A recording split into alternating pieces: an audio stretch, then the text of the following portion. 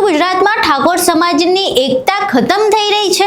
અમે આવું શા માટે કહી રહ્યા છે? તો આવું કહેવા પાછળનું કારણ છે કે અત્યાર સુધી જેટલી પણ મોટી ઘટનાઓ બની, જેમાં ઠાકોર સમાજની વાત હોય, ઠાકોર સમાજની મહિલાઓની વાત હોય કે ઠાકોર સમાજની અસ્મિતાની વાત હોય, તો તમામ જે નેતાઓ છે એ પોતાનો પક્ષ ભૂલીને એક મંચ ઉપર આવેલા જોવા મળે છે, એક જ સૂરમાં વાત કરતા હોય છે. પરંતુ આ વખતે એવું નથી બન્યું. શા માટે? તો ગેનીબેન ઠાકોર ઉપર એક બફાટ કરવામાં આવ્યો અને આ બફાટ પર જ્યારે આખો ઠાકોર સમાજ રોષે ભરાયેલો છે, ત્યારે ઠાકોર સમાજના નેતાઓ શાંત છે. આખી ઘટના શું છે તેના વિશે વિગતે ચર્ચા કરવી છે. નમસ્કાર, તમે જોઈ રહ્યા છો ચક્રવાત ન્યૂઝ. હું આપની સાથે હેમંત.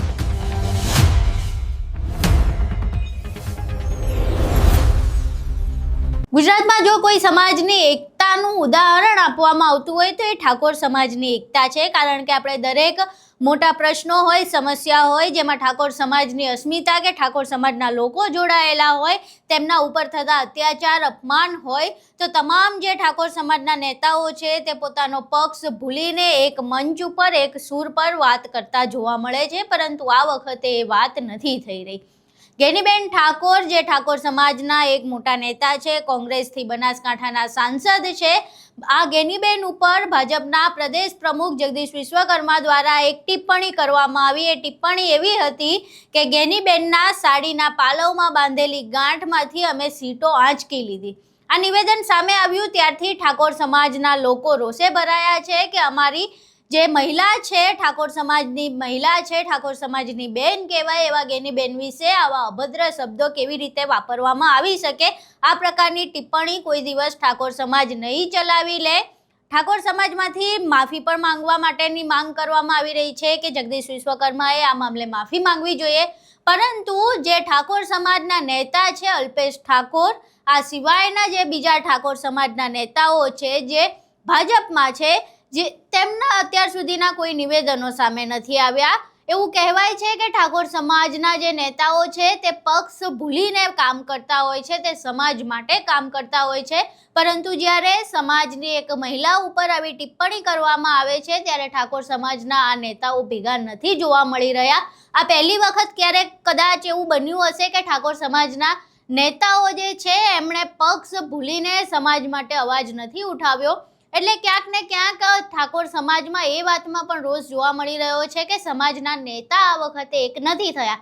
પરંતુ તમને શું લાગે છે કે જે અલ્પેશ ઠાકોર અને અન્ય ઠાકોર સમાજના નેતાઓ જે છે એ ઠાકોર સમાજના જ્યારે પણ માન સન્માનની વાત આવે, જ્યારે તેમના પર અત્યાચારની વાત આવે, જ્યારે તેમની મહિલાઓની અસ્મિતાની વાત આવે, ત્યારે એક મંચ પર જોવા મળ્યા છે તે ઠાકોર સમાજના નેતાઓ, અને ખાસ કરીને અલ્પેશ ઠાકોર હાલ કેમ કોઈ નિવેદન નથી આપી રહ્યા? તેમનું આ આખી ઘટના વિશે કોઈ સ્ટેન્ડ શા માટે નથી? આ આખી ઘટના વિશે પ્રશ્નો ઊભા થઈ રહ્યા છે. જે અલ્પેશ ઠાકોરનું મૌન છે તેને લઈને પણ ચર્ચા જાગી રહી છે ઠાકોર સમાજમાં, તેમજ રાજકીય વિશ્લેષકો પણ આ મુદ્દે ચર્ચા કરી રહ્યા છે કે અલ્પેશ ઠાકોર શા માટે આ ટિપ્પણી બાદ પણ મૌન છે. તમારું આ ઘટના વિશે શું કહેવું છે? તમને શું લાગે છે કે અલ્પેશ ઠાકોર આ વખતે શા માટે મૌન છે? અને શું આ ઘટનાને લઈને એવું લાગે છે કે ઠાકોર સમાજની એકતામાં ક્યાંક ને ક્યાંક આંચ આવી છે, એટલે ઠાકોર સમાજના નેતાઓ આ વખતે એક મંચ પર એક સૂરમાં બોલતા નથી જોવા મળતા?